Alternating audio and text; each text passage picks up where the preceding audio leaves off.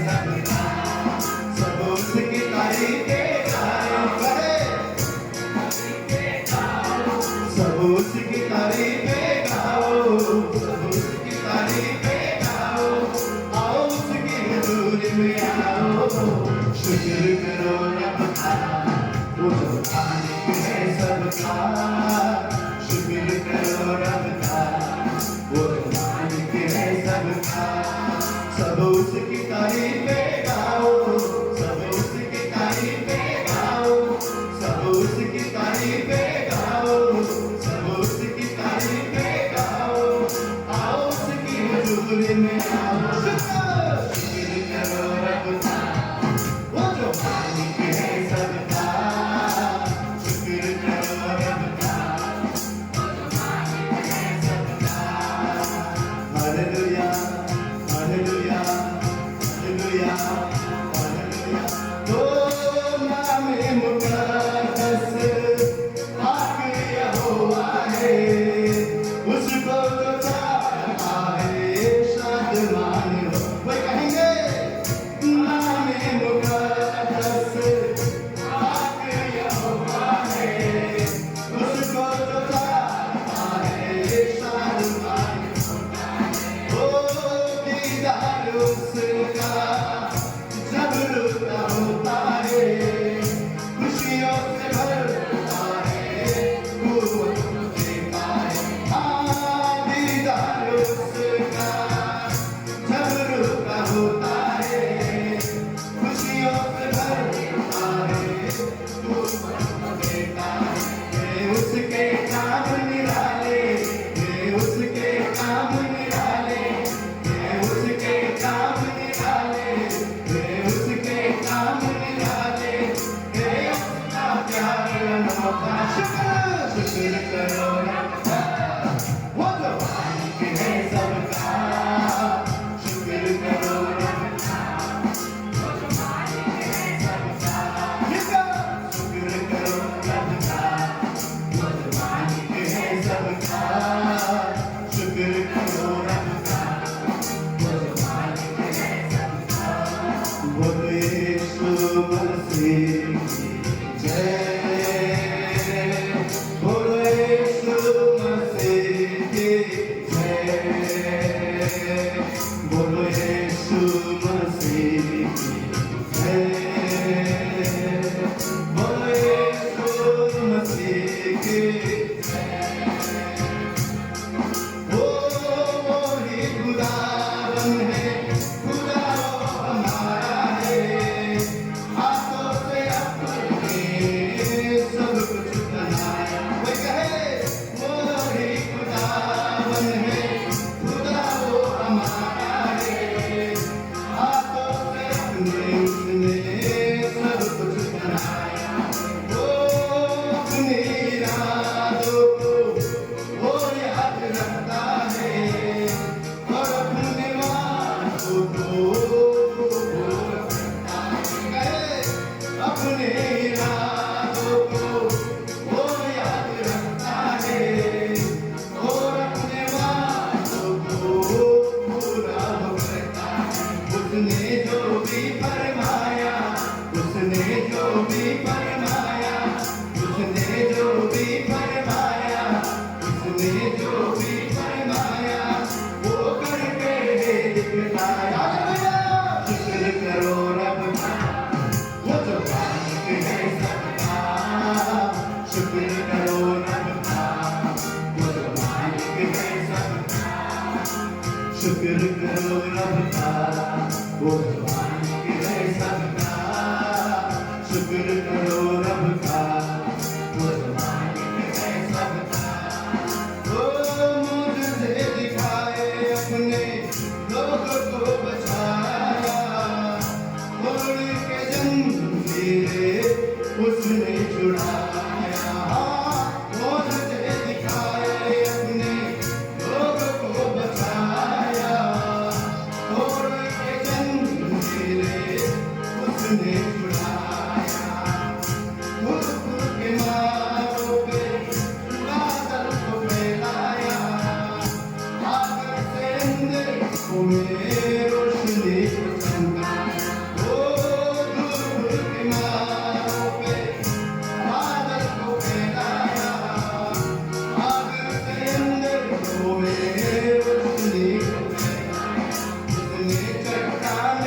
चीरा, उसने चट्टान को चीरा, उसने चट्टान को चीरा, उसने चट्टान को चीरा, फूटा पानी का झरना है।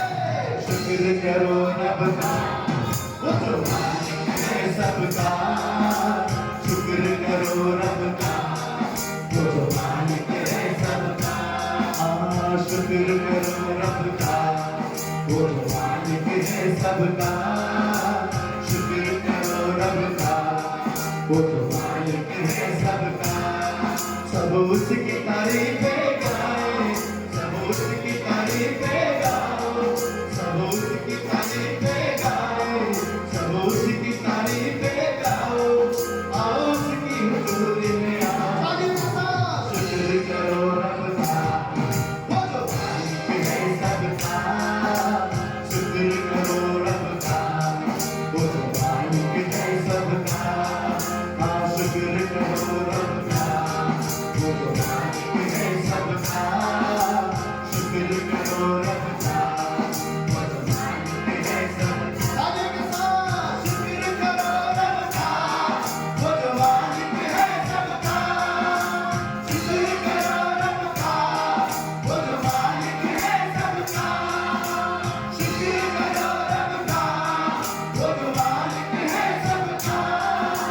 शुक्र करो रब का, वो तो मालिक है सबका। बोलो यीशु मसीह की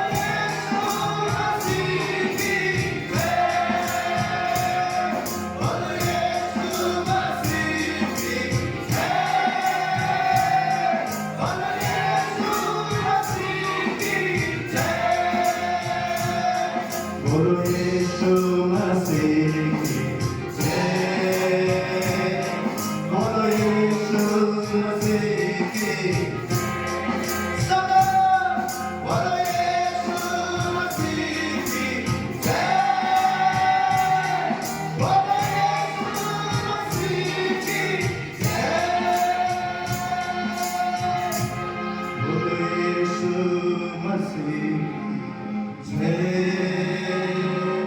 बोलो यीशु मसीह की जय। ओ मुझे दिखाए अपने लोगों को बचाया, तोड़ के जंजीरें उसने छुड़ाया।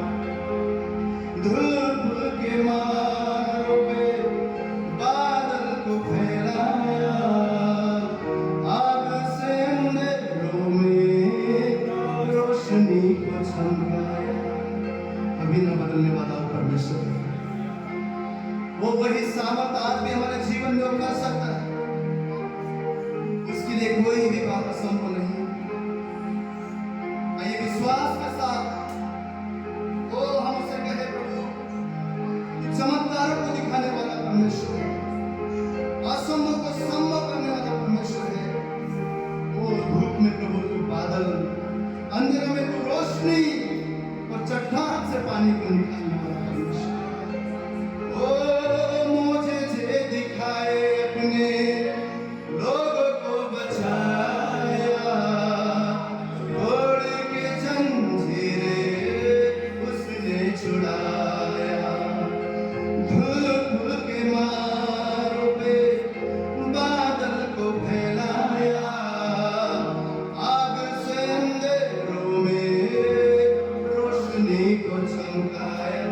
उसने चट्टान को चीरा, उसने चट्टान को चीरा, फूटा पानी का झरना। शुक्र करो रब का, वो जो मालिक है सबका। शुक्र करो रब का, वो जो मालिक है सबका। शुक्र करो रब का, वो जो मालिक है सबका। शुक्र करो रब का, वो जो मालिक है सबका। बोलो यीशु मसीह की जय, बोलो यीशु मसीह की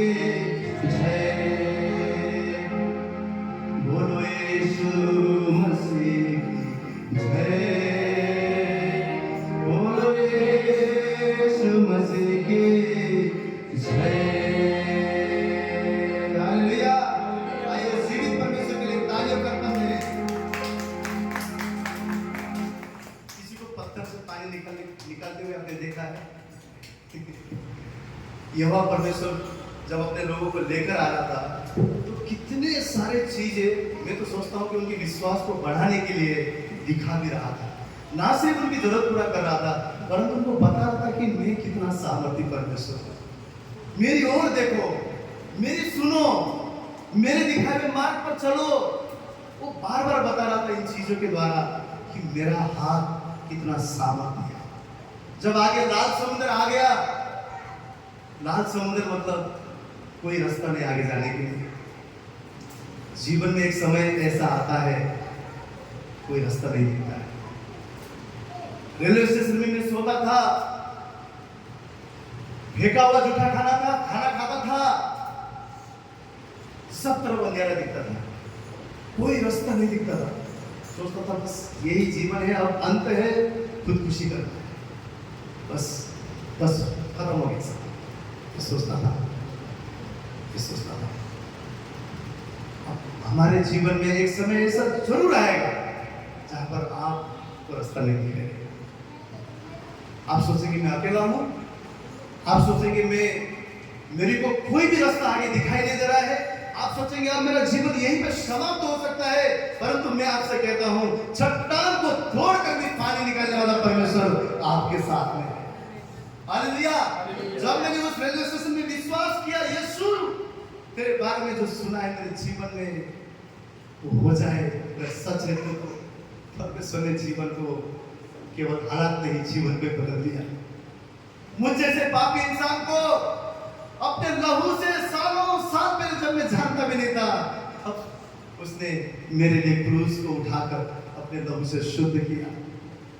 और सिर्फ इतना ही नहीं, जीवन के सारे कठिनाई को मेरे जीवन से हटाकर अपनी दया और करुणा से मेरे जीवन को बनाना शुरू किया।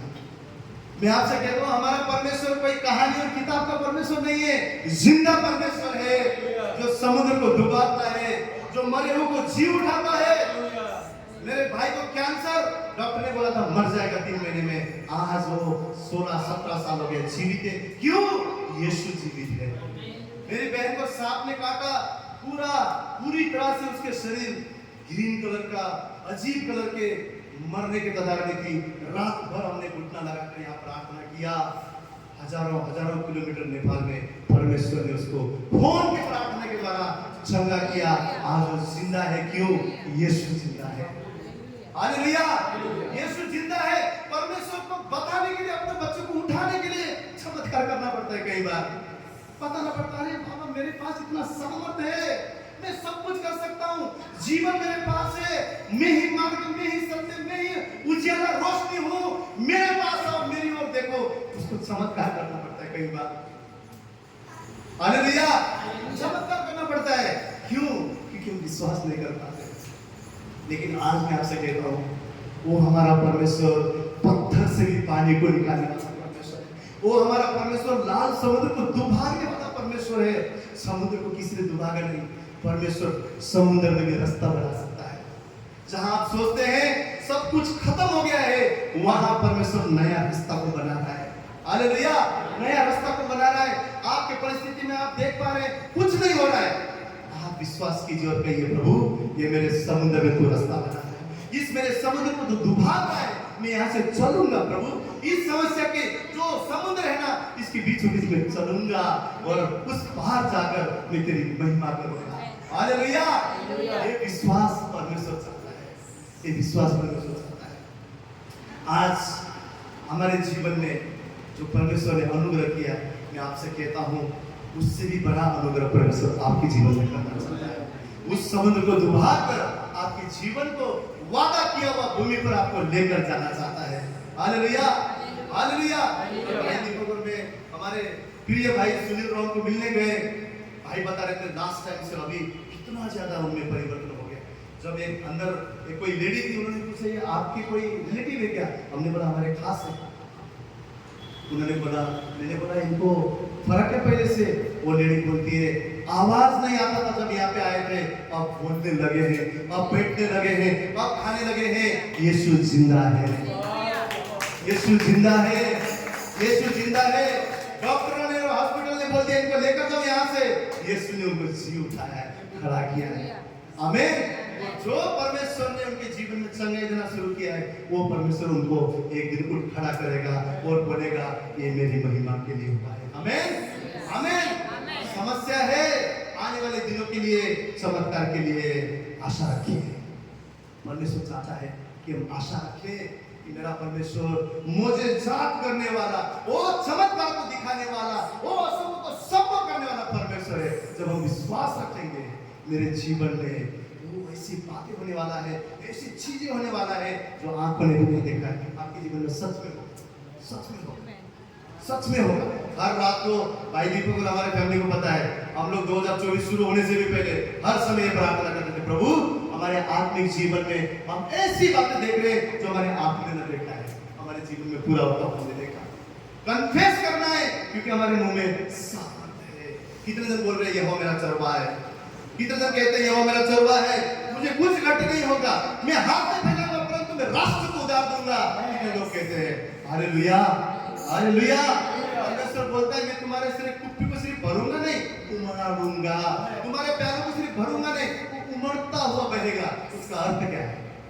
अर्थ क्या है कि आपका जो बर्तन है ना, जिसको आप सोचते हो कि कभी भरता नहीं है, परमेश्वर उस बर्तन को ना सिर्फ भरेगा परंतु वहां से उड़ लेगा, ऐसा उमड़ता हुआ प्याला बनेगा, कहीं लोग आपके आशीष के द्वारा आशीष को पाएंगे। हालेलुया। विश्वास करना है, विश्वास करना है, विश्वास करना है। आज परमेश्वर के भवन से मैं जाऊंगा, प्रभु तेरे मोजेज़ा, तेरे अनुग्रह, तेरे आश्चर्य के कार्य को मेरे जीवन में मैं देखने वाला हूं। हालेलुया। मेरे जरूरत ना सिर्फ पूरा होगा प्रभु, परंतु मेरे खत्ते उमड़ेंगे और कहीं राष्ट्रों के लिए, लोगों के लिए मैं आशीष का कारण बनूंगा। आत्मा में मेरा वो जीवन ऐसा उमड़ेगा प्रभु, मैं अब पाप में नहीं परंतु तेरे धार्मिकता में चलूंगा। वो मैं अब प्रभु पापी जीवन में नहीं परंतु मैं अब तेरे पवित्र राह पर चलूंगा। वो मैं प्रभु परमेश्वर कमजोर नहीं परंतु तेरे अभिषेक के द्वारा अब मैं आगे उठ खड़े होऊंगा। हमको विश्वास करना है, कन्फेस करना है, और परमेश्वर आपके विश्वास और कन्फेशन के मुताबिक आपके जीवन में पूरा करेगा। हालेलुया। आइए हम पूरी तरह से उस परमेश्वर की ओर देखें और इस गीत के द्वारा कन्फेस करें कि जो परमेश्वर ने मुझे अभिषेक किया है वो परमेश्वर वफादार है, जो परमेश्वर ने मुझे बुलाया है, चुना है, वो परमेश्वर वफादार है, वो मेरा चरवाहा है, मेरे जीवन में कोई भी कमी और घटी नहीं हो सकता है। आइए हम सब मिलकर इस गीत को गाएंगे, यहोवा मेरा चरवाहा। मृत्यु के अंधकार से मैं जो जाता था, प्रभु यीशु करुणा से तसल्ली मुझे दी है। मृत्यु के अंधकार से मैं जो जाता था, प्रभु यीशु करुणा से तसल्ली मुझे दी है।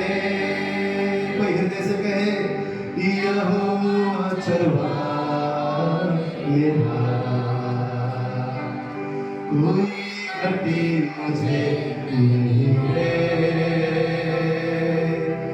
हरी चराइयों में मुझे स्नेह से चलाता है। बड़े आनंद के साथ तारीफ के द्वारा यहोवा चरवाहा मेरा, कोई घटी मुझे नहीं है, हरी चराइयों में मुझे स्नेह से चलाता है। यहोवा चरवाहा मेरा, कोई घटी मुझे नहीं है, हरी चराइयों में मुझे स्नेह से चलाता है। वो मृत्यु के अंधकार से मैं जो जाता था, प्रभु यीशु करुणा से तसल्ली मुझे दी है। मृत्यु के अंधकार से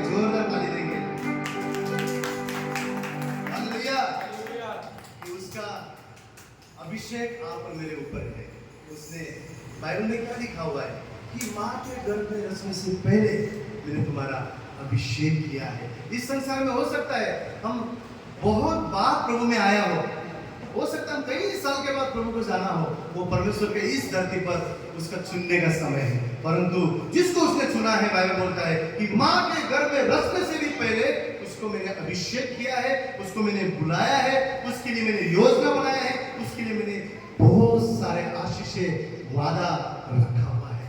आप और मैं ऐसे प्रभु में नहीं आगे, किसी ने बताया और हम आगे जरूर परमेश्वर ने किसी को भेजा, लेकिन ये परमेश्वर का जो मर्जी और जो इच्छा, जो बुलावट है, वो माँ के गर्भ में रचने से पहले से परमेश्वर ने रखा है। हालेलुया।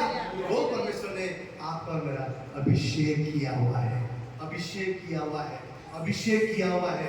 और अभिषेकित लोगों के लिए बाइबल बोलता है वो धर्मी है, और धर्मी लोगों के लिए सारा वायदा आप और मेरे लिए है। धर्मी लोगों के लिए अनंत काल का जीवन है। धर्मी लोग इस पृथ्वी के नमक बनेंगे बोलता है परमेश्वर। धर्मी लोग वो एक दिन न्याय करेगा बोलता है। हम यीशु मसीह के साथ जाकर वापस आने वाले हैं इस संसार के न्याय करने के लिए।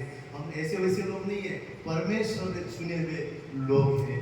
परिस्थिति और हालात में कभी अपने आप को ऐसा ना सोचे कि मैं कुछ भी नहीं हूँ, मेरा कोई वजूद ही नहीं है, मेरा तो कुछ भी मेरे जीवन में अच्छा नहीं है। ये मत सोचिए, यीशु का लहू आपका कीमत है, यीशु का लहू मेरा कीमत है, यीशु का अनुग्रह आप पर मेरा कीमत है, यीशु के वायदे और प्लान आप पर मेरे जीवन की कीमत है। और जिसने परमेश्वर को चुना वो कभी अकेला नहीं हो सकता। वो कभी भी वो लाचार नहीं हो सकता है, क्योंकि उसका परमेश्वर जीवित है। हालेलुया। तो आप पर मैं खुश नहीं परंतु सर है, लाचार नहीं लेकिन आशीषित है, क्योंकि मसीह हमारा खुदा है। हालेलुया। आइए हम सब मिलकर प्रभु को कहे, तू मेरा तारणहार है, तू मेरा बाप है, तू मेरा पिता है।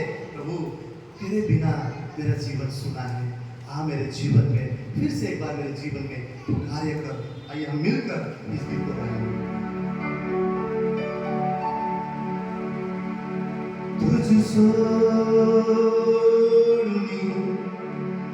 जीवन माझे व्यर्थ व्यर्थ व्यर्थ आहे,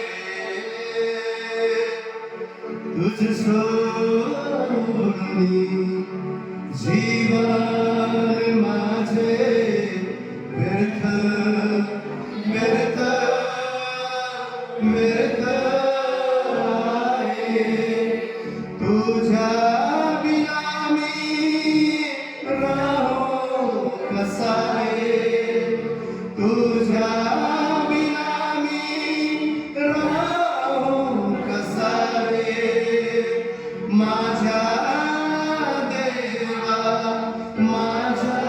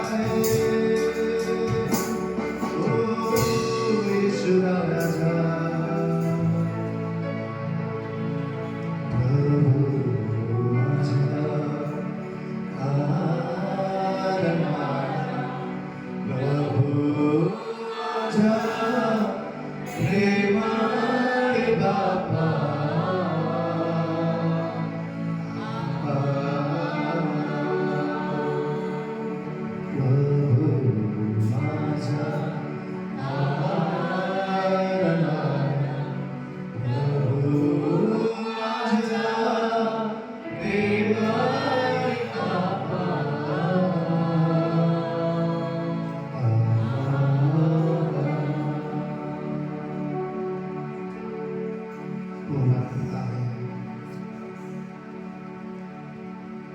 तू हमारा बाप है। हम अनाथ नहीं है, हम अकेले नहीं हैं। तू हमारे संग है, तू हमारे परिस्थिति के बीचों बीच है, तू हमारे आंधियों के साथ घोर अंधकार के तराई में हमारे संग है। तूने हमें छोड़ा नहीं है, तूने हमें त्याग नहीं है। तू हमारा और हम तेरे हैं, तू हमारा हम तेरे हैं।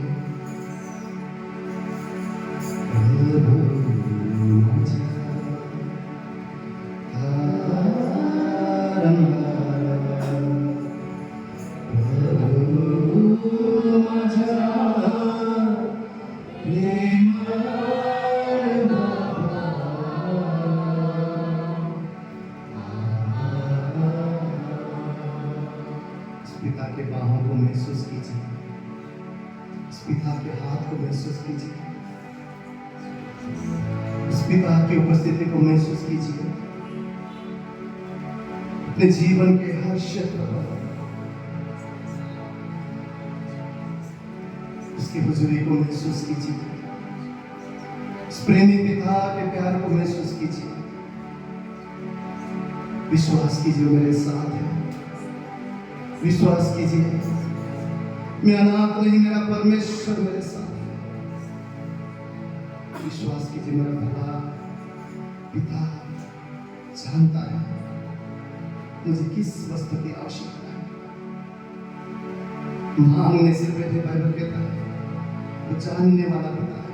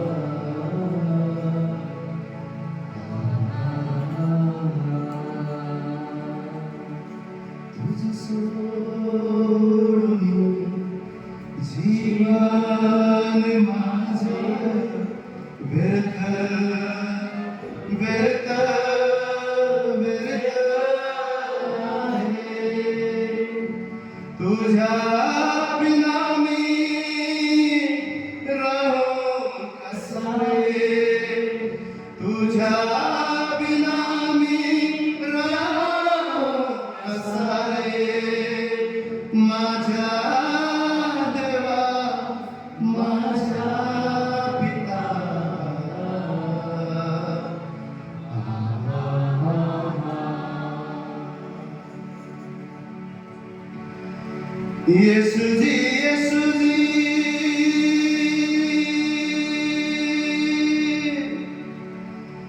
यीशु जी, यीशु जी,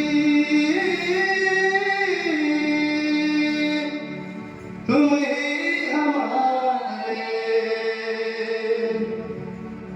सुबह हम कन्फेस करते हैं हम गरीबी के नहीं हैं, हम बीमारी के नहीं हैं, हम श्राप के नहीं हैं, हम पापों के नहीं हैं, हम शैतान के नहीं हैं, हम इस संसार के नहीं हैं, हम झूठ के नहीं हैं, हम अंधकार के नहीं हैं, परंतु हम मसीह के हैं। हम मसीह के हैं, हम अनंत जीवन के लिए हैं, हम अभिषेक के लिए हैं, हम सर बनने के लिए हैं, हम बढ़ने के लिए हैं। यीशु मसीह के द्वारा हम तेरे हैं, हम तेरे हैं, हम तेरे हैं। अगर आपने मन में ठान लिया है कि बीमारी अब जाएगा नहीं, आपने मन में ठान लिया है गरीबी अब जाएगा नहीं, आपने मन में ठान लिया ये पाप मुझसे दूर नहीं होगा, अपने मुंह से कहिए मैं मसीह का हूँ, मैं मसीह का हूँ, मैं धर्मी होने के लिए बुलाया गया हूँ, मैं रोशनी के लिए चुना गया हूँ। वो मैं परमेश्वर के संतान बनने के लिए, परमेश्वर की राह पर चलने के लिए मेरा बुलावट ऊंचा है, क्योंकि परमेश्वर ने मुझे बुलाया है। मैं संसार का नहीं परंतु यीशु का हूँ। अपने हाथ को उठाकर कन्फेस करें, भक्त जनों के भक्ति में यीशु आओ तुम्ही बस लो, तुम ही हमारे तारनहारा, जिसमें तुम्ही बस लो। हाँ, भक्त जनों के भक्ति में यीशु आओ तुम्ही बस लो, तुम ही हमारे तारनहारा, जिसमें तुम्ही बस लो। यीशु जी, यीशु जी, तुम ही हमारे, यीशु जी, यीशु जी, तुम ही हमारे, हम भी तुम्हारे, हम भी तुम्हारे, यीशु राजा, हम भी तुम्हारे। दामन को लेके छूकर प्रभु जी पाक में हो जाओ, ओ प्रभु अधूरा तेरी चुन से पूरा में हो जाओ। दामन को छूकर प्रभु जी पाक में हो जाओ, प्रभु अधूरा तेरी चुन से पूरा में हो जाओ।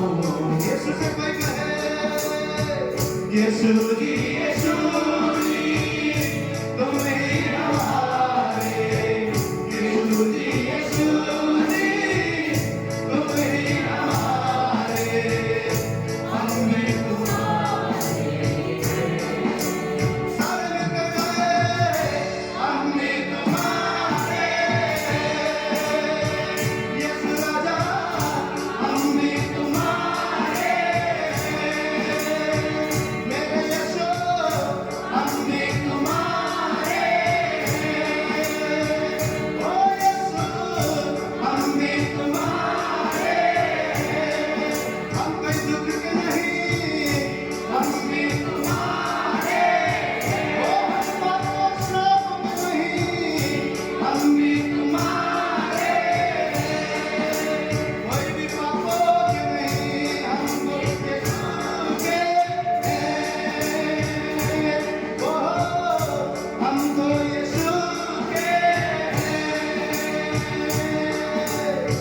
यीशु जी, यीशु जी, तुम ही हमारे, यीशु जी, यीशु जी, तुम ही हमारे, हम भी तुम्हारे हैं।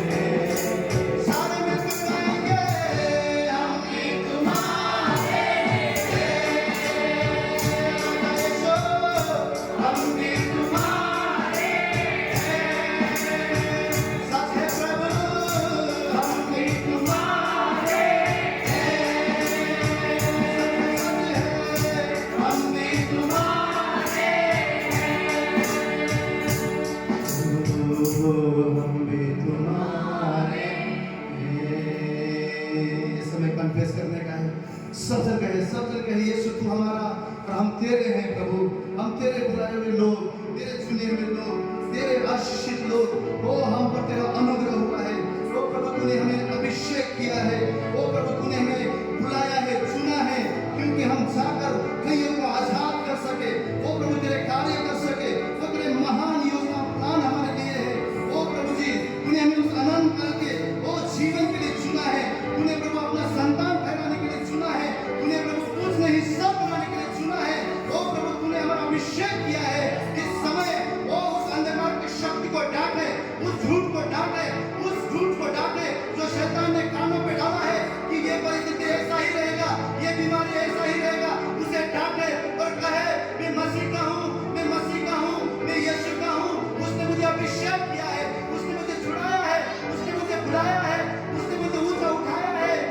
मसीह का हूँ, मैं मसीह का हूँ, मैं मसीह का हूँ, मैं मसीह का हूँ।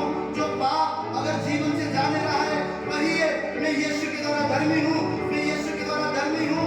मैं अब धर्मी राह पर चलूंगा, मैं अब परमेश्वर की राह पर चलूंगा। वो ये कन्फेस करने का समय है, कन्फेस करने का समय है। वो अपने मुंह से कबूली करे, अपने मुंह से कहे मैं मसीह का हूँ, मैं मसीह का हूँ, मैं मसीह का हूँ, मैं मसीह का हूँ। जैसे परमेश्वर कहता है तुम मेरे हो। ये समय उसे कहे प्रभु मैं यहाँ हूँ, प्रभु मैं यहाँ हूँ, मैं तेरा हूँ प्रभु, मैं तेरा हूँ प्रभु, मैं संसार के नहीं, मैं तेरा हूँ, मैं तेरा हूँ, मैं तेरा हूँ प्रभु। तो ये समय उस खुदा से कहे मैं तेरा हूँ, मैं तेरा बेटा हूँ, मैं तेरी बेटी हूँ, मैं तेरी बेटी हूँ, मैं तेरा बेटा हूँ।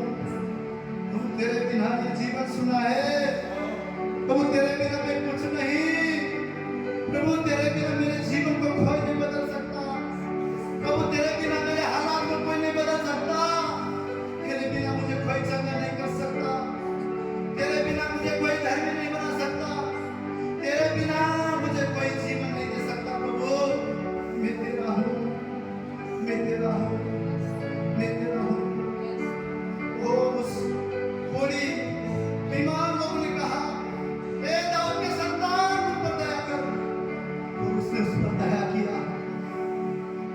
उस परमेश्वर से कहे हम तेरे लोग हैं प्रभु, हम पर दया कर, हमारी परिस्थिति को बदल, हमारे हालात को बदल, ओ हमारे जीवन को बदल प्रभु। तूने कहा सब कुछ नया हुआ और नया जीवन जीने के लिए हमें मदद कर, पवित्र जीवन जीने के लिए हमें मदद कर, हमें सहायता कर प्रभु, हमें सहायता कर। तू हमारा हक है प्रभु, तू हमारा भरोसा है, हम तुझ पर निर्भर है प्रभु, हम तुझ पर निर्भर है, हम तुझ पर निर्भर है। तू जय के उत्सव में हमें चलाएगा, तुम्हारे जीवन में जय को लेकर आ रहा है, तुम्हारे जीवन में जय को लेकर आ रहा है। वो जो उस जय को देखना चाहता है वो कहे मेरे जीवन में यीशु तो जय ला रहा है, मेरे जीवन में तो जय को लेकर आ रहा है, मेरे जीवन में तो जय को लेकर आ रहा है। धन्यवाद, धन्यवाद, धन्यवाद करते हैं। हम जानते हैं प्रभु तू हमें जानने वाला परमेश्वर है, हमारे हर एक चीज तुझे पता है। तेरे सामने अपने आप को समर्पण करते हैं, तो कुम्हार हमें फिर से तोड़ कर नया बना, ऐसा बर्तन जिसमें तेरा अभिषेक, ऐसा बर्तन जिसमें तेरी मसाल, ऐसा बर्तन जिसमें तेरी मर्जी हो, ऐसा बर्तन जिसमें तेरा महान सामर्थ्य। तेरा धन्यवाद करते हैं। ये शब्द हमारे लिए काफी है कि जीवित परमेश्वर हम लोग हैं, वो हमारा है और हम उसके हैं। Thank you Lord, we worship you God, we praise your holy name master, we bow before you God. There is no one like you God. तेरे समान और कोई पवित्र नहीं, तेरे समान और कोई धर्मी नहीं, तेरे समान कोई अनुग्रहकारी नहीं प्रभु, तेरे समान कोई प्रेमी नहीं। तेरा धन्यवाद करते हैं, तेरे नाम को ऊंचा करते हैं। तेरे वचन से तेरे सुबह हमसे बात करने जा रहा है, इसलिए तुझे धन्यवाद करते हैं। आदर और गौरव और महिमा को नाम देते हैं, यीशु मसीह के नाम से सभी को प्रार्थना करते हैं। आमीन।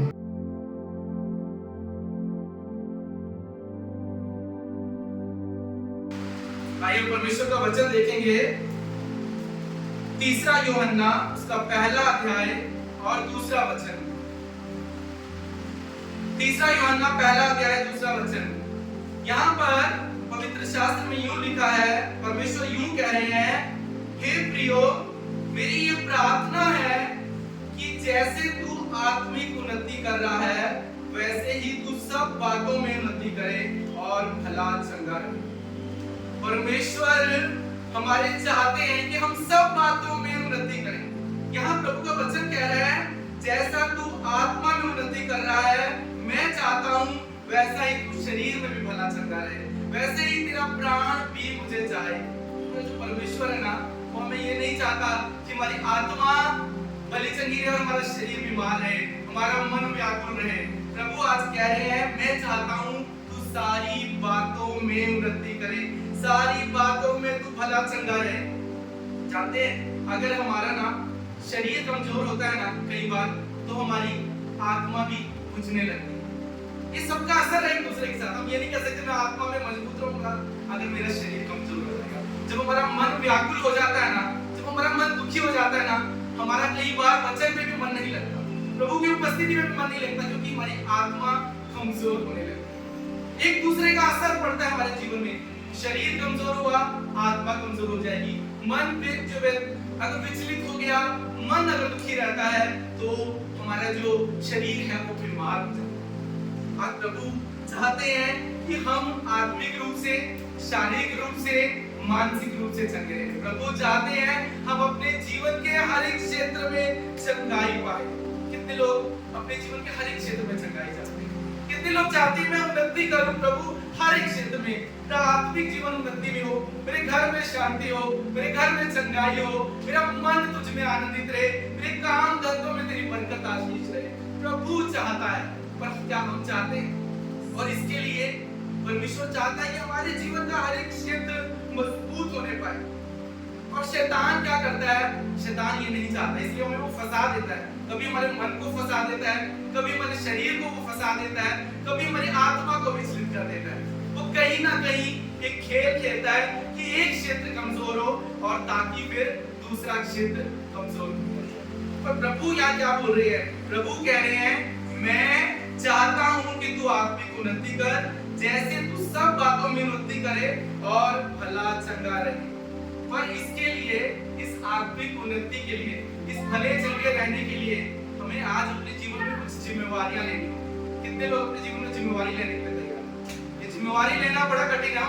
बाकी सब चाहते हैं पर हम जिम्मेवारी नहीं चाहते। हम चाहते हैं प्रभु सब कुछ कर दे पर हमारी कोई जिम्मेवारी ना हो। आज परमेश्वर कह रहा है अगर तुम अपने जीवन में सभी क्षेत्रों में उन्नति चाहते हो, अब चाहते हो अपने जीवन में आप भले चंगे रहो, अब चाहते हो आपकी आत्मा भली चंगी है, अब चाहते हो आपके खतों में बरकत रहे, परमेश्वर कह रहे हैं कुछ जिम्मेवारियां तुम्हें लेनी होगी। आज हम देखेंगे बाइबल में से, बाइबल में परमेश्वर क्या कहते हैं? बाइबल कहती है जब एक सैनिक युद्ध में जाता है तो वो जाता है तो वो अपने आप को संसार के कामों में नहीं फंसाता।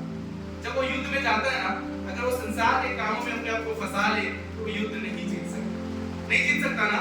एक दूसरा तो बच्चे से हम खोलेंगे, उसका दूसरा अध्याय, उसका चौथा और पांचवा वचन।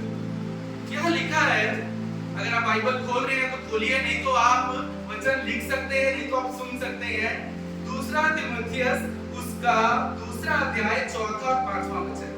यहाँ लिखा है जब कोई योद्धा लड़ाई में जाता है तो इसलिए कि अपने भर्ती करने वाले को प्रसन्न करे, अपने आप को संसार के कामों में नहीं फंसाता।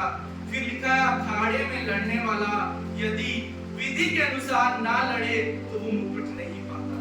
क्या लिखा है कि जो भर्ती करने वाला जब ये योद्धा युद्ध में जाता है तो उसकी एक चाह रहती है मैं अपने भर्ती करने वाले को प्रसन्न करूं। कौन है हमारा भर्ती करने वाला? हमारा परमेश्वर। हमारी एक चाह होनी चाहिए प्रभु कि मुझे तुझे प्रसन्न करना है। प्रभु कह रहे हैं अगर तुम्हें युद्ध जीतना है, प्रभु कह रहे हैं अगर तुम्हें मुकुट चाहिए, परमेश्वर कह रहे हैं अगर तुम्हें मुकुट चाहिए, अगर तुम्हें युद्ध जीतना है। मुकुट का मतलब मालूम है क्या होता है? मुकुट का मतलब होता है कि हमारा जीवन ऊंचाइयों पर है। मुकुट समृद्धि को बताता है, मुकुट जय को बताता है, मुकुट युद्ध में विजय को बताता है। और आज परमेश्वर यहाँ पर कह रहे हैं अगर तुम्हें मुकुट चाहिए तो तुम्हें मेरी विधियों पर चलना होगा, तुम्हें मेरी सुनकर चलना होगा। अगर हम परमेश्वर की सुनकर नहीं चलेंगे, मैं आपसे कहता हूं आप कभी उन्नति नहीं पा सकते। कोई दूसरा रास्ता नहीं है, कोई दूसरा रास्ता नहीं है। आप इस संसार में अगर भागेंगे, क्या लिखा है, अगर वो सैनिक संसार में फंस जाएगा वो युद्ध नहीं जीत यहाँ प्रभु कह रहे हैं अगर तुम चाहते हो तुम्हारी आत्मा उन्नति करे, तुम्हारा शरीर भी भला चंगा रहे, तुम्हारा मन सदा मुझ में बना रहे, तो तुम्हें कुछ जिम्मेवारियां लेनी होगी, तुम्हें अपने आप को इस संसार में नहीं फंसाना होगा। प्रभु कह रहे हैं अगर अखाड़े में लड़ने वाला विधि के अनुसार ना लड़े, प्रभु क्या बोल रहे हैं, जब एक योद्धा युद्ध में जाता है तो अपने आप को संसार के कामों में नहीं फंसाता। कितने लोग प्रभु से चाहते हैं कि प्रभु मुझे तुझसे जीवन चाहिए, कितने चाहते हैं कि प्रभु तू मेरे जीवन में काम कर।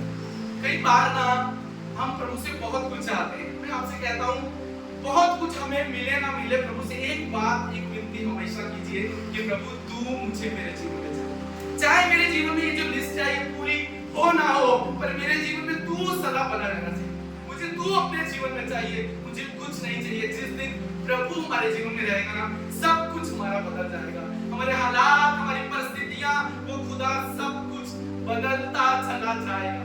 पर हम क्या करते हैं, हम अपने आप को कई बार संसार में फंसा लेते हैं। पर इस संसार में फंसने का क्या मतलब? संसार में फंसने का मतलब ये भी नहीं है कि हम संसार में कभी आनंद ना लें। ऐसा नहीं, प्रभु ने कहा कि संसार में आप कभी मत जाओ और संसार की बातों का आनंद मत लो। पर परमेश्वर ने हमारे लिए कुछ रूल्स बनाए हैं। संसार में कुछ चीजें हैं जो हम कर सकते हैं, कुछ चीजें हैं जो हम नहीं कर सकते, और जो नहीं कर सकते अगर वो हम करते हैं तो हम अपने आप को फंसा लेंगे संसार। और इस संसार में अगर हमने आपको फंसा लिया तो आप कभी युद्ध नहीं जीत सकते, आप कभी उस मुकुट को नहीं पा सकते, आप वो जीवन जो परमेश्वर ने आपको यहाँ रखा है आप नहीं पहुंच सकते। आज परमेश्वर मुझसे और आपसे कह रहे हैं अगर तुम अच्छे दिन देखना चाहते हो, कितने लोग अपने जीवन में अच्छे दिन देखना चाहते हैं, कितने लोग जीवन चाहते हैं? आज परमेश्वर कुछ वचनों के द्वारा मुझसे और आपसे बात करेंगे। पहला पत्रस 3 अध्याय उसका 10वां वचन। आइए हम यहाँ देखेंगे, यहाँ पर लिखा है कि अगर अच्छे दिन आप अपने जीवन में देखना चाहते हैं, उसमें परमेश्वर आज एक बात कह रहे हैं कि ये पहली जिम्मेवारी तुमको लेनी होगी। पहला पत्रस उसका 3 अध्याय 10वां वचन, कोई पढ़ेगा? अगर जोर से पढ़े तो। कोई जीवन की इच्छा रखता है और अच्छे दिन देखना चाहता है, वह अपनी जीभ को बुराई से और अपने होठों को छल की बातें करने से रोके। और पहली बात परमेश्वर कह रहे हैं अगर आप अपने जीवन में अच्छा जीवन चाहते हैं, अगर जीवन देखना चाहते हो, वो जीवन जो यीशु देना चाहता है, वो कह रहे हैं अगर अच्छा दिन देखना चाहते हो, अच्छा जीवन देखना चाहते हो तो क्या करना है? अपनी जुबान को बुराई से और अपने होठों को छल की बात करने से रोकना है। ये पहली जिम्मेवारी हमें लेनी है अगर हम अपने जीवन में भलाई चाहते हैं, अगर हम अपने जीवन में आशीषों को चाहते हैं। प्रभु कह रहे हैं यूहन्ना 10:10 में क्या लिखा है कि चोर क्या करने आता है? वो चोरी करने आता है, वो हमें बर्बाद करने आया है। वो आज भी कोशिश करता है कि हम बर्बाद हो जाएं और हमें फंसाता है वो हमारे मुख से, हमें फंसा देता है, कई बार हमारी बातों में फंसा देता है। जानते हैं आपको नीति वचन 13:2 में लिखा है सज्जन अपनी बातों के कारण उत्तम वस्तुएं खाता है। हम अपनी बातों के कारण ही उत्तम वस्तुएं खाएंगे और अपनी ही बातों के कारण कई बार हम मुसीबत में फंस जाएंगे। यहाँ पर लिखा है अगर अच्छे दिन देखना चाहते हो, अपने जुबान को बुराई से, अपने होठों को छल की बातों से हमें रोकना है। अगर इस बात जुबान को हमने लगाम नहीं लगाया, अगर इस जुबान पर हमने लगाम नहीं लगाया, हम ये भरपूरी का जीवन खो सकते हैं। ये भरपूरी का जीवन हम खो सकते हैं। भजन संहिता 24:1-4 में दाऊद एक बात कहता है, वो कहता है पृथ्वी और जो कुछ इसमें है यहोवा ही का है। वो कहता है जगत और उसके निवास करने वाले भी, क्योंकि उसी ने उसकी नींव समुद्रों के ऊपर दृढ़ रखी है और महानदों के ऊपर स्थिर किया है। यहोवा के पर्वत पर कौन चढ़ सकता है और उसके पवित्र स्थान पर कौन खड़ा हो सकता है? वो कहता है जिसके कान निर्दोष और जिसका हृदय शुद्ध है, जिसने अपने आप को व्यर्थ की बातों में नहीं लगाया और न कपट से शपथ खाई है, वह यहोवा की ओर से आशीष पाएगा और अपने उद्धार करने वाले परमेश्वर की ओर से धर्मी ठहरेगा। यहाँ परमेश्वर का वचन कह रहा है हमें शैतान को मौका नहीं देना है ताकि हमारा मन ये व्यर्थ की बातों में ना लगे। पहली बात प्रभु कह रहे हैं हमें अपनी जुबान पर नियंत्रण रखना है, अपनी जुबान की छल की बातों से बचाना है। दूसरी बात प्रभु कह रहे हैं अपने मन को व्यर्थ की बातों में मत लगाओ। प्रभु कह रहे हैं कौन आशीष पाएगा? जिसके काम निर्दोष, जिनके शुद्ध हैं जिन्होंने अपने मन को व्यर्थ की बातों में नहीं लगाया। आज परमेश्वर मुझसे और आपसे कह रहे हैं युद्ध जीतना है। कितने लोग युद्ध जीतना चाहते हैं? प्रभु कह रहे हैं इस जुबान को ना, इस जुबान पर लगाम लगा लो और इस मन पर लगाम लगा लो और धीरज रखो और शांत हो जाओ, शांत हो जाओ। कुछ करने की जरूरत नहीं है। वो यहोवा आपका युद्ध लड़ेगा, वो आपका युद्ध लड़ेगा और वो सब कुछ आपको लौटा कर देगा। आपको कुछ नहीं करना, पर इस जुबान को चुप रखना है। इस जुबान से आपने कोई बुरी बात नहीं कहनी। इस मन को व्यर्थ की बातों में नहीं लगाना है। यहाँ पर वो कह रहे हैं, क्या बोल रहे हैं दाऊद? कहता है कि वो यहोवा की ओर से आशीष पाएगा। परमेश्वर ने एक दिन हमें, एक बार प्रभु ने हमें बुराई से बाहर निकाल दिया है ना, तो बार-बार हमें बुराई में पड़ने की जरूरत नहीं। क्यों हम बुराई में पड़े और फिर प्रभु से चमत्कार मांगे? क्यों हमारे पास फर्स्ट आए और प्रभु से चमत्कार मांगे? इससे अच्छा है हम अपनी जिम्मेवारी लेना सीखें। कितने लोग जिम्मेवारी चाहते हैं या हमेशा मुश्किलों में पड़कर चमत्कार चाहते हैं? कितने लोग? हमें जिम्मेवारी लेनी सीखनी होगी। परमेश्वर चाहता है हम यूं बढ़ते जाएं और वहां तक पहुंचे। परमेश्वर नहीं चाहता हम यहाँ जाएं, नीचे गिर जाएं, फिर ऊपर जाएं। हमारा परमेश्वर हमें ऊंचाइयों में ले जाने के लिए लेकर आया। और परमेश्वर कह रहा है मेरे जिम्मेवार बच्चे, जिम्मेवारियों को तुम समझो और शैतान को मौका मत दो। 1 तीमुथियुस में यहाँ पर पौलुस तीमुथियुस को बता रहा है कि इस उलझनों से बच। इस संसार तुझे फंसा देगा। यहाँ पर पौलुस तीमुथियुस को बता रहा है, वो कह रहा है 1 तीमुथियुस से आप पढ़ सकते हैं, मैं आपको ब्रीफ में बताता हूँ। यहाँ लिखा है पौलुस तीमुथियुस को कहता है जो खरा और सच्चा उपदेश दिया करना, लोगों को हमेशा समझाना। और ये तीमुथियुस तू इन उलझनों से बचना, अपने विश्वास से मत भटकना। कितनों ने ऐसा करके अपने आप को नाना प्रकार के दुखों से छलनी कर दिया है। हे तीमुथियुस झूठी बातों से बचना, व्यर्थ की बातों से बचना, झगड़े से बचना, जलन से बचना, निंदा की बातों से बचना, घमंड से बचना। तीमुथियुस परमेश्वर ने जो तुझे दिया है उसमें खुश रहना सीख। यहाँ पर हम देखते हैं तीमुथियुस 6:8 और 10 में वो कहता है संतोष सबसे भक्ति बड़ी कमाई है। जो परमेश्वर ने आपको दिया है ना, आप उसमें खुश रहना सीखिए। आइए हम पढ़ेंगे 1 तीमुथियुस उसका 6वां अध्याय 8वें से 10वें वचन में। यहाँ लिखा है, यहाँ पर वो कहता है यदि हमारे पास खाने और पहनने को जो है हमें उस पर संतोष करना चाहिए। पर जो धनी होना चाहते हैं वो ऐसी परीक्षा और फंदे पर और बहुत सी व्यर्थ और हानिकारक लालसाओं में फंसते हैं जो मनुष्य को बिगाड़ देती हैं। क्योंकि रुपयों का लोभ सब प्रकार की बुराइयों की जड़ है, जिसे प्राप्त करने का प्रयत्न करते हुए लिखा है बहुतों ने विश्वास से भटककर अपने आप को नाना प्रकार के दुखों से छलनी कर दिया। यहाँ पर परमेश्वर कह रहे हैं अगर इस अनंत जीवन को पाना है, अगर इस मुकुट को पाना है तो तुम्हें कुछ जिम्मेवारियां लेनी होंगी। यहाँ लिखा है कि जो पैसा बुरा नहीं है, परमेश्वर चाहता है हम धनवान। परमेश्वर प्रभु कहता है धन का लाभ मत करो, जो प्रभु ने दिया है ना उसमें संतोष, जो दिया है ना उसमें प्रभु के प्रति धन्यवादित रहो। मैं आपसे कहता हूँ उस प्रभु की खोज करोगे ना तो सब कुछ बढ़ाता चला जाएगा। पर ये धन को पाने का लोभ अगर आ गया ना कि मुझे और चाहिए धन और पैसा चाहिए, यहाँ परमेश्वर का वचन कह रहा है वो मनुष्य को बिगाड़ देगा। क्योंकि ये सब बुराइयों की जड़ है जिसे प्राप्त करते करते पहले तो अपने विश्वास से भटक जाएंगे और दूसरा अपने आप को नाना प्रकार के दुखों से छलनी करना। तो हमारे जीवन में ये दुख लेकर आता है, पहले हमें विश्वास से हटा देगा और हमें नाना प्रकार के दुखों में छलनी कर देगा। बहुत से लोग इस पैसे के कारण, पैसा और पाने की चाहत में अपने आप को उन्होंने बर्बाद कर दिया। परमेश्वर आप दूसरे आपसे कह रहे हैं कि जो मैंने तुम्हें दिया है ना उसमें तुम खुश रहना सीखो, क्योंकि संतोष सबसे बड़ी कमाई है। एक बात क्या परमेश्वर हमें बोल रहा है, पहली बात अगर तुम अच्छे दिन देखना चाहते हो इस जुबान को तुम्हें नियंत्रण में रखना है। इस मुंह से कभी छल की बात नहीं करनी, इस मुंह से कभी तुम्हें किसी की बुराई नहीं करनी, इस मुंह से हमें सोच कर बोलना है। क्योंकि परमेश्वर कह रहे हैं कि सज्जन मनुष्य इस मुंह के कारण उत्तम आशीषों को पाएगा। और इसका दूसरी जगह बाइबल में ये भी लिखा है हर मनुष्य आज अगर दुख भी भोगता है तो अपने मुंह के कारण भोगता है। यहाँ पर हम देखते हैं परमेश्वर कह रहे हैं मैं चाहता हूँ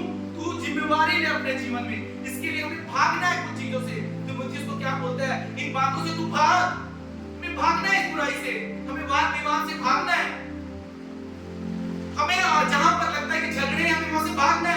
परमेश्वर कह रहे हैं कुछ बातों का तुझे पीछा करना है।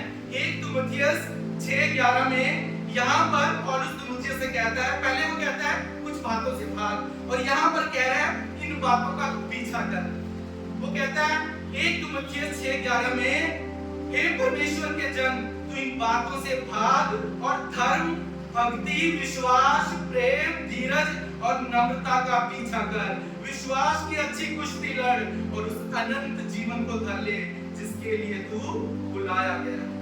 यहाँ परमेश्वर बता रहे हैं अगर इस मुकुट को पाना है, अगर इस विरासत को पाना है, तो तुम्हें क्या करना होगा? विश्वास की अच्छी कुश्ती लड़नी होगी तुम्हें। प्रभु कह रहे हैं उस मुकुट को पाना है तो अच्छी कुश्ती लड़नी पड़ेगी। कुछ बातों को अपने जीवन से छोड़ना होगा। आप छोड़ नहीं पाओगे, आपको भागना होगा। शैतान छोड़ने नहीं देगा। जब पोतीफर की पत्नी यूसुफ के पास आई बुराई लेकर, यूसुफ वहां खड़ा नहीं रहा, उसको नहीं बोल सकता तो चली जा यहाँ से। उसने क्या किया? बाइबल कहती है वो भाग गया। जब आप बुराई देखते हैं आपको वहां से भागना होगा। आप बुराई के साथ खेल नहीं खेल सकते, आप बुराई के साथ दोस्ती नहीं कर सकते, आप बुराई के साथ वाद विवाद नहीं कर सकते, आप बुराई को ये नहीं कह सकते देख मैं सही हूँ तू गलत है। नहीं, आपको क्या करना है? पौलुस क्या बोल रहा है? भाग गया थे। इन वाद विवादों में मत पड़ना, इन झगड़ों में मत पड़ना, इन लड़ाइयों में मत पड़ना, नहीं तो तू भटक जाएगा, भटक जाएगा। यहाँ परमेश्वर कह रहे हैं और फिर पौलुस बोल रहा है इन बातों का पीछा कर। अगर जीवन पाना है ना तो वो कह रहा है सबसे पहले अपनी जुबान को बुराई से बचा, अपने मन को व्यर्थ की बात से बचा। वो कह रहा है जो प्रभु ने दिया है ना उस पर खुश रहना सीख और उस प्रेम का पीछा कर, उस परमेश्वर के धीरज नम्रता का पीछा कर और विश्वास की अच्छी कुश्ती लड़। हमने सबने यीशु में नया जन्म पाया। बाइबल कहती है जब हम नया जन्म पाते हैं तो पाप के लिए क्या होता है? मर जाते हैं, पर पाप नहीं मरता है। हम पाप के लिए मर गए, पाप नहीं मरा है। पाप आज भी हमारे पीछे लगा हुआ है। पाप नहीं मरा। बाइबल कहती है पाप तो द्वार पर खड़ा है, वो मौका ढूंढता है कब हमें फंसा दे। आज मेरी बात समझनी है, अगर हमें परमेश्वर से वो मुकुट चाहिए, अगर हमारे जीवन के हर एक क्षेत्र में उन्नति चाहिए, हमें बरकत चाहिए, परमेश्वर कह रहे हैं अपने जीवन में कुछ जिम्मेवारी लेना सीख। इन बातों से तुझे भागना है और इन बातों को तू पकड़ना है, तभी तू ये कुश्ती लड़ पाएगा, तो वो इस युद्ध को जीत पाएगा, तभी इस मुकुट को पाएगा, तभी इस अनंत जीवन को पाएगा। आज प्रभु मुझसे और आपसे कह रहे हैं मेरे बेटे जिम्मेवार बन जा। कब तक तू बालक बनकर तू भटकता रहेगा, वाद विवादों में फंसता रहेगा? पौलुस तीमुथियुस को बोलता है तू भी परिपक्व बन, क्योंकि वो पिता और पुत्र पौलुस और तीमुथियुस यीशु और हमारे प्रेम को दर्शाते हैं। वहां पौलुस तीमुथियुस को वह समझा रहा है, पवित्र आत्मा मुझसे और आपसे कह रहा है मेरे बेटे मैं चाहता हूं तू सारी बातों में कर, सारी बातों में। प्रभु कह रहे हैं मैं तुम्हें अनंत जीवन देने के लिए आया। क्या देने के लिए आए प्रभु? अनंत जीवन देने के लिए आया। पर हमारे जो अंदर है ना पुराने जीवन का एक पाप छपा हुआ है, वो हमेशा हमें अच्छा नहीं करने देता। आपको मालूम है शरीर जो है वो आत्मा के विरोध में चलता है और आत्मा शरीर के विरोध में चलती है। गलतियों 5:7 में लिखा है क्योंकि शरीर आत्मा के विरोध में है, आत्मा शरीर के विरोध में लालसा करता है, इसलिए कि जो तुम करना चाहते हो वो तुम ना करो। ये शरीर कहीं पर तुमको करने नहीं देगा। आप देखिए हमारे जानते हो हमारे एक शरीर है, एक प्राण है और एक आत्मा है। ये जो शरीर है इसको संसार की चाह रहती है और जो आत्मा है परमेश्वर से सुनता है। और प्राण जो है ना वो चुनाव करता है, वो चुनाव करता है मैं किसके पीछे चलूं। शरीर हावी हो तो शरीर के पीछे चलेगा, आत्मा मजबूत हो तो आत्मा के पीछे चलेगा। इसलिए यहाँ पर लिखा है पौलुस कह रहा है कि दोनों एक दूसरे के हमेशा विपरीत रहते हैं।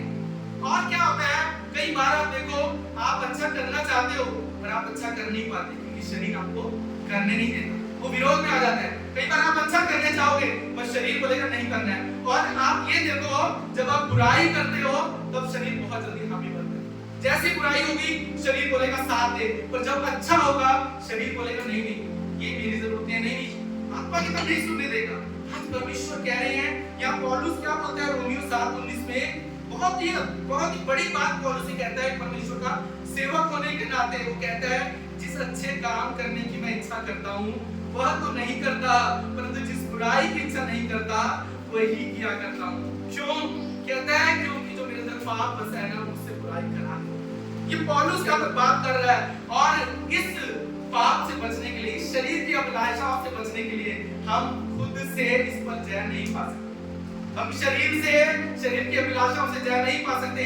इस शरीर की जो मर्जी होती है ना, इसको हम रोक नहीं सकते परमेश्वर की मदद के बगैर। पवित्र आत्मा, इसलिए बाइबल कहती है हमारे अंदर डाला गया है। पवित्र आत्मा हमारे अंदर डाला गया है जो हमारी मदद करता है, पर हमें परमेश्वर के साथ चलना सीखना होगा। परमेश्वर के वचन के साथ चलना सीखना होगा। यहाँ पर परमेश्वर का वचन कह रहा है हर दिन हमारे जीवन में लड़ाई है, इसलिए हर दिन हमें वचन की जरूरत है। हर दिन हमारे जीवन में लड़ाई है। हर दिन हम उठते हैं ना, एक प्लान करते हैं, अचानक प्लान बदल जाता है। कितने के लोगों के जीवन में ये हुआ? कल का कुछ प्लान किया, सुबह सारी परिस्थितियां बदल गई, हालात बदल गए, ऐसे बिगड़ गए। मैंने तो ये सोचा था, ये कैसे हो गया? क्योंकि हर दिन की लड़ाई, हर दिन की लड़ाई है मेरे और आपके जीवन में। और इस लड़ाई से अगर हमें जीना है, इससे पार पाना है, तो हर दिन इस परमेश्वर के वचन से अपने जीवन को हमें सींचना होगा। इसके बगैर कोई और दूसरा रास्ता नहीं है। कोई आपके जीवन को नहीं बदल सकता। बाइबल कहती है जब हम विश्वास करते हैं, वो बीज हमारे अंदर डाला गया है। हम सब के अंदर बीज है, पर इस बीज को हर दिन इस परमेश्वर के वचन से आपको सींचना होगा। हर दिन, क्योंकि हर दिन की लड़ाई है। हर दिन प्रार्थना में इस वचन को आपको क्लेश करना है। हर दिन प्रभु की उपस्थिति में बैठना है। तभी ये बीज फूटेगा, तभी फसल आएगी, और तभी आप अपने जीवन में बरकत, आशीष को देखोगे। और ये हर दिन का काम है। एक दिन संडे से ये नहीं चलेगा। हर दिन का युद्ध है। Monday, Tuesday, Wednesday, Thursday, Friday, Saturday, तब तक शैतान आपको हरा देगा। संडे तक तो आपका मन भी नहीं करेगा परमेश्वर के भवन में आने का। इस बीज से, परमेश्वर के वचन से हर दिन, एक दिन लास्ट वीक ब्रदर कहने लगे कि लियाना में इंजेक्शन लगवाने जाना है, और बोले अभी एक और इंजेक्शन आया जो हर साल फ्लू का लगाना है। एक फ्लू का इंजेक्शन हर साल लगाना है। मैं कहता हूं आपको हर दिन ना ये प्रभु के वचन का टीका लगाना है अपने जीवन में। वो टीका साल में लगेगा। फ्लू बचाएगा नहीं बचाएगा हमें नहीं पता, पर ये जो वचन का टीका है ना, अगर इसे हर दिन अपने जीवन में लगाओगे, हर दिन लगाओगे, हर दिन आप बचे रहोगे। हर दिन युद्ध को जीतोगे, हर दिन जय को देखोगे, हर दिन आगे बढ़ता हुआ नए द्वारों को खुलता हुआ देखोगे। ये वचन तुम्हारे जीवन को बदल सकता है। और इस वचन को हर दिन आपको प्रार्थना के साथ अपने जीवन में घोष करना है, बोलना है। बाइबल कहती है इसको, जिसमें ईश्वरीय सामर्थ है, इसमें जीवन बदलने की सामर्थ है, ये हमारे जीवन को बदल सकता है। मुर्दों में ये जान डालता है। बाइबल कहती है वचन हमारे जीवन में परमेश्वर भेजकर हमें चंगा करता है।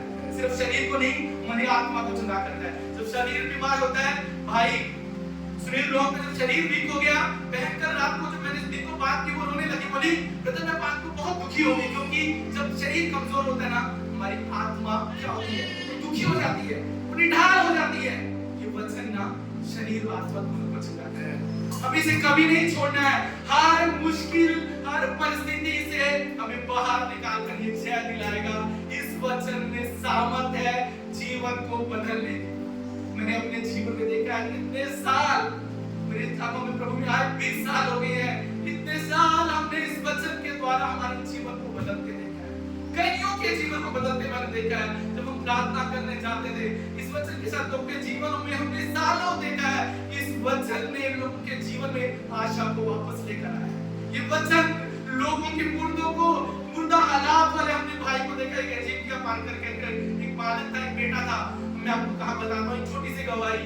ये जो लड़का है जॉय पार्कर, जो हम जानते हैं, उनके उसका कजन ब्रदर था जिनका पार्कर, उनके चाचा का बेटा। और हमें 2 साल पहले हमें बताया गया कि वो उसको कैंसर है और ब्रेन का कैंसर है। उसको बॉम्बे में ऑपरेशन के लिए लेके जाया गया, और वहां से जब लाए तो वो कोमा में। मैं प्रभु की महिमा के लिए आपको बता रहा हूं, वो कोमा में था। वो माँ बाप का एक बेटा और कोई बच्चा नहीं। वो रोते थे, मैं उनको नहीं जानता, हम उनको जानते नहीं थे। पर जॉय के डैडी जो है, रेवरेंड पार्कर जो है, अंकल अविनाश पार्कर, उन्होंने हमें बोला ब्रदर मेरा भाई है, मैं तो परमेश्वर की सेवा करूं, पर घर में कई बार क्या होता है, हम घर के होते हैं तो हमारी को सुनते नहीं। आप उनसे बात, मैं उनको नहीं जानता था। वो बॉम्बे से वापस आने थे ऑपरेशन के बाद, और मेरी उनसे बात करे, मुझे क्या बात करूं जिसको मैं जानता नहीं। मैंने उनको बोला ब्रदर आपके बेटे का ऑपरेशन हो गया, डॉक्टर ने बोला है कि कब वापस होश में आएगा, क्योंकि इस ऑपरेशन के बाद कोई गारंटी नहीं है। साल भी लग सकता है, 2 साल भी लग सकता है, कई साल भी लग सकते हैं। कभी-कभी लोग बिस्तरों में रहते हैं। वो इतने दुखी थे, बोले ब्रदर अब कैसे, कब तक ऐसे चलेगा? और वो बॉम्बे में खर्चा इतना ज्यादा था, तो नासिक में हॉस्पिटल में शिफ्ट कर रहे हैं। मुझे नहीं पता, परमेश्वर के आत्मा ने उस दिन बात की। मैंने कहा ब्रदर आपका दुख का समय चला गया, अब ये वापसी का समय है। इस वापसी के समय में इस वचन को थाम लें और जान लें कि परमेश्वर ने उस बच्चे को बचाया है ना, उसको खड़ा कर। और वो बच्चा यहाँ पर नासिक रोड में हॉस्पिटल में एडमिट रहा 2 महीने तक, ऐसे सूख गया था बिल्कुल, इतना हष्ट बच्चा, क्योंकि नली से खाना दिया जाता, सूखी हड्डी की तरह हमने देखा उसको। हम जाते थे, जब मौका मिलता था हम प्रार्थना करने जाते, कभी मैं कभी कविता और भी बहुत लोग प्रार्थना करते थे। पर परमेश्वर ने हमारे मन में डाल दिया, हम अनजान हम जाते प्रार्थना करते रोते हैं। भाई जॉन नहीं उनको जानते थे, इनके साथ भी रात को मिलकर प्रार्थना किया करते थे। धीरे धीरे धीरे वो लड़का ठीक होने लगा। एक दिन वो नली उसने खुद निकाल दी और वो ऐसे पड़ा रहता था। आज लास्ट क्रिसमस जब उनके घर में वो दौड़ता है, वो जितना सुखा था वो डबल इतना हेल्दी, परमेश्वर की महिमा करता है। परमेश्वर ने सब कुछ बदल दिया, क्योंकि इस वचन में बदलने की सामर्थ है, इसमें ईश्वरीय सामर्थ है। कभी कभी मैं आपसे कहता हूँ, हम बहुत ही इतने कभी सेल्फिश हो जाते हैं ना, इस वचन को ना बड़ी आसानी से खो लेते हैं। ये वचन जीवन बदल सकता है। जानते हो आपको परमेश्वर क्या बोलते हैं? आइए खोलिए मेरे साथ यूहन्ना की पुस्तक 7:37 में, खोलिए मेरे साथ, सब खोलिए। यूहन्ना 7:37, कोई पढ़ेगा जोर से?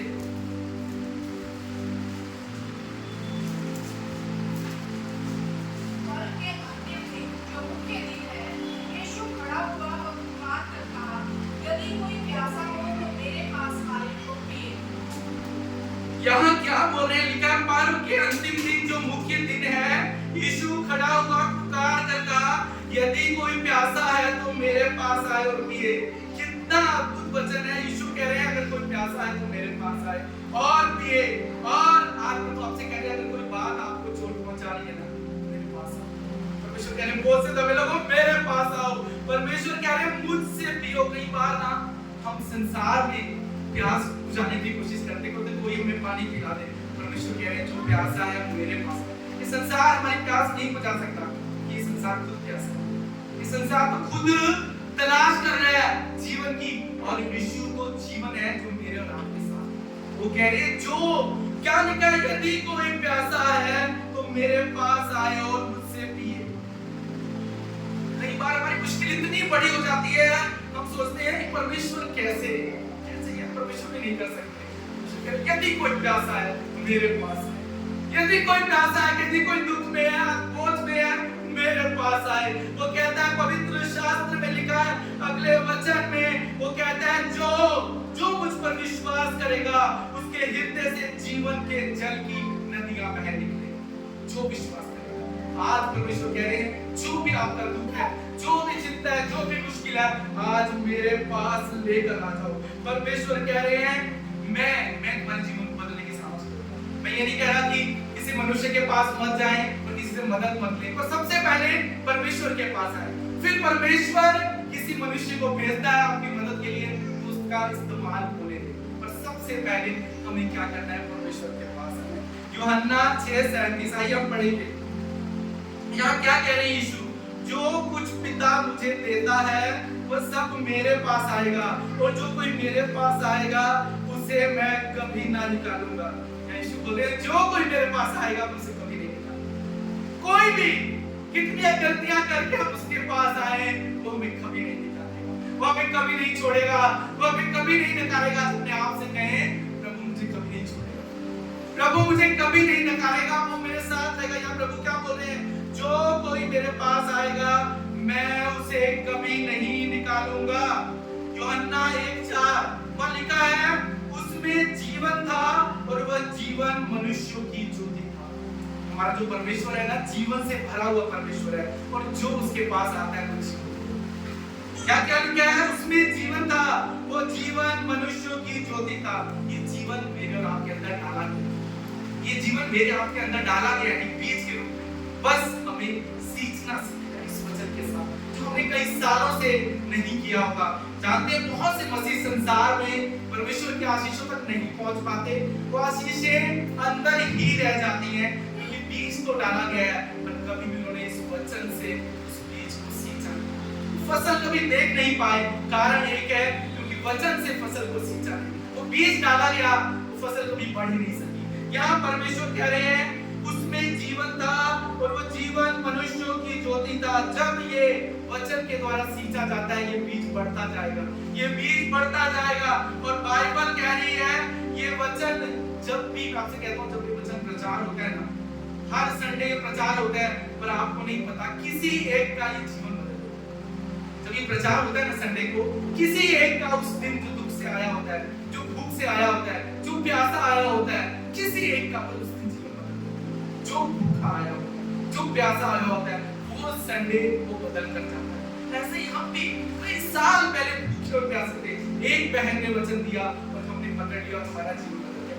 आज भी ये वचन, हो सकता है ये संडे भी ये वचन सबके लिए ना हो, क्योंकि जो भूखे और प्यासे नहीं आए, ये वचन वहां काम नहीं करेगा, पर किसी एक का ये जीवन बदल देगा। मैं विश्वास करता हूँ जो आज भूखा और प्यासा है, उसके जीवन को ये बदल देगा, उसके जीवन को ये नया बना देगा, उसके जीवन को ये फलीभूत करेगा। क्योंकि परमेश्वर कहते हैं मैंने तो तुम्हें फलदायी होने के लिए बनाया है। परमेश्वर ने मुझे आपको फलदायी होने के लिए। आज जो दुख और संकट आप देख रहे हैं ना, मैं आपसे कहता हूँ रुक जाइए, वहीं थम जाइए और परमेश्वर की ओर मुड़ जाइए। प्रभु से कहिए प्रभु मैं तुझसे पीना चाहता हूँ, मेरी प्यास तू ही बुझा सकता है, कोई मेरे जीवन की प्यास को नहीं बुझा सकता। परमेश्वर कह रहा है जो मेरे पास आएगा मैं किसी एक को भी नकारूंगा नहीं। वो दयालु परमेश्वर है, वो हमें कभी नहीं छोड़ता, कभी भी वो हमें नहीं छोड़ेगा। सौ हम गलतियां करें, हम माफी मांग कर जब उसके पास आते हैं वो फिर करने लगाता है। आज भी वो कह रहा है बहुत से दबे लोगों मेरे पास आओ, मेरे पास आओ। आज आप दबाव में जी रहे हो ना, प्रेशर में जी रहे हो ना, उस दबाव को परमेश्वर के हाथ में दे दीजिए, उस प्रेशर को प्रभु के हाथ में दे दीजिए। परमेश्वर क्या बोल रहे हैं, वो कह रहे हैं मेरे वचन में ईश्वरीय सामर्थ्य है जो तुम्हें उस सड़सड़ाहट से, उस सड़े हुए जीवन से बाहर निकाल देगी। पर हमें क्या करना है, हमें ये भी देखना है कि क्या हमारे जीवन में हम बढ़ रहे हैं कि नहीं बढ़ रहे। इस वचन में बढ़ने का और नहीं बढ़ने का एक जो चेक है ना, वो आप देख सकते हैं बाइबल में लिखा है। और हमें जांचना है अपने जीवन में क्या परमेश्वर का प्रेम हमारे अंदर बढ़ रहा है। अगर परमेश्वर का प्रेम हमारे अंदर बढ़ रहा है मतलब ये वचन काम कर रहा है। अगर हमारा प्रेम एक भाई के साथ दूसरे भाई के साथ बढ़ रहा है तो ये वचन काम कर रहा है। नहीं तो ये वचन काम नहीं कर रहा। हम कितनी आराधना करें, कितने हम वचन सुने, कितने साल हम करें, अगर हमारे अंदर प्रेम नहीं है एक दूसरे के प्रति, और क्योंकि परमेश्वर के प्रेम को हमने कैसे जाना कि उसने मेरे और आपके लिए जान, और ये प्रेम हमारा एक दूसरे के लिए बढ़ना चाहिए। और ये हमारा चेक है क्योंकि आज भी क्या हमारे जीवन में जलन है, क्या कड़वाहट है, क्या क्षमा है, क्या आज भी हमारे अंदर दूसरों के प्रति वो ही जैसे देखते हैं दूसरे का न्याय करते हैं, क्या प्रेम है। बाइबल कहती है एक प्रेम सौ पापों को ढांप देता है, ढांप देता है।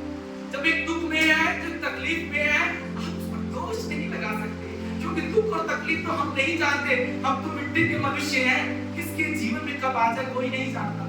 पर हमें एक दूसरे को उठाना है, हाथ पर उठाना है, वचन में उठाना है। और बाइबल कहती है अगर ये प्रेम हमारे जीवन में बढ़ता चला गया, परमेश्वर बताते ही मतलब है, परमेश्वर कहता है जो मुझसे प्रेम करता है मेरी बातों को। परमेश्वर कह रहे हैं अगर तुम युद्ध जीतना चाहते हो, कितने जीतना चाहते हो, कितने अपनी मुश्किलों से बाहर आना चाहते हो, कितने अपने चैलेंजेस से बाहर आना चाहते हैं। चैलेंजेस किसी एक के जीवन में नहीं, हम सबके जीवन में है। और आने वाले समय में भी बहुत लड़ाइयां हैं जो हमें लड़नी है। अपने बच्चों को प्रभु में आगे बढ़ाना आजकल के समय में बहुत बड़ा चैलेंज है, बहुत बड़ा चैलेंज है। क्योंकि संसार आज मोबाइल का इतना एडिक्ट हो गया है, इतना मोबाइल का एडिक्ट हो गया है कि 18 घंटे 20 घंटे मोबाइल पर लोग रहते हैं। बच्चे तो बिल्कुल, जवान तो बिल्कुल पूरी रीति से बर्बाद हो रहे हैं। कुछ भी उनको समझ नहीं आता, सिर्फ रील्स देखते हैं। वो रील्स इतना बड़ा झूठ है, वो रियल नहीं है और उसमें फंस गए हैं। शैतान ऐसे फंसा है, सबसे बड़ा एडिक्शन है। हमें अपने बच्चों के लिए प्रार्थना करना, अपने परिवार के लिए प्रार्थना करते। यीशु कहते हैं पहले अपने उद्धार को बचाना है, फिर कईयों के लिए आशीष बनना है। आज हमें जिम्मेवारी लेनी है। कितने लोग जिम्मेवारी लेने के लिए तैयार हैं? आज परमेश्वर हमें 3 बातें हमने सीखी और 3 जिम्मेवारियां। पहली जिम्मेवारी कि हमारी जुबान से अब कोई छल की बात नहीं निकलेगी, किसी के प्रति बुराई नहीं निकलेगी।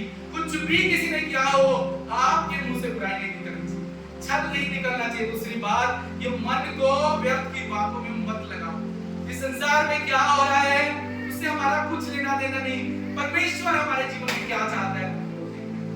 तीसरी बात परमेश्वर कहता है जो मैंने तुम्हें दिया है ना उस पर तुम संतुष्ट रहना। मुझे बहुत चाहिए, उसके लिए मत चिंता करो। परमेश्वर के राज्य की खोज करोगे, सब जरूरतें परमेश्वर पूरी कर देगा, हर एक मुश्किल से बाहर निकालेगा और तुम्हें जयवंत जिंदगी देगा। कितने लोग शांति की जिंदगी चाहते हैं? कितने चाहते हैं घर में खाए तो सुख की रोटी खाए? सुख की रोटी 2 ही या 3 या 4, जो उम्र बढ़ती है ना वो भी कम हो जाती है। मैं तो रात को कई बार खाता भी नहीं, थोड़ा सा खा लिया, मन भी नहीं करता है, क्योंकि सुख की रोटी चाहिए। इतना पैसे के पीछे मत भागिए। बाइबल कहती है धन में सारी बुराइयों की जड़ है। मैं ये नहीं कह रहा कि पैसा नहीं होना चाहिए, पैसा हमारे पास चाहिए, क्योंकि परमेश्वर चाहता है हम धनवान हो, क्योंकि हम दूसरों के लिए आशीष करें। परमेश्वर चाहता है हम बरकत में हो, दूसरों के लिए आशीष। पर धन की चाह, बहुत बढ़ने की चाह कई बार हमें फंसा देती है, और ऐसे जंजालों में फंसा देती है। बाइबल कहती है वहां पर बिल्कुल रास्ता नजर परमेश्वर से आप कह रहे हैं इन जंजालों से बाहर निकलना है, इन मुश्किलों से बाहर निकलना है, तो मेरे पास परमेश्वर कह रहे सब कुछ इस पुराने जीवन को छोड़कर मेरे पीछे। क्या बोल रहा है तीमुथियुस को? इस बातों से भाग और मेरे परमेश्वर के प्रेम के पीछे, प्रभु के वचन के पीछे भागो। प्रभु कह रहे हैं मेरे पास आओ, जो प्यासे हैं मेरे पास आओ, तो क्या मिलेगा?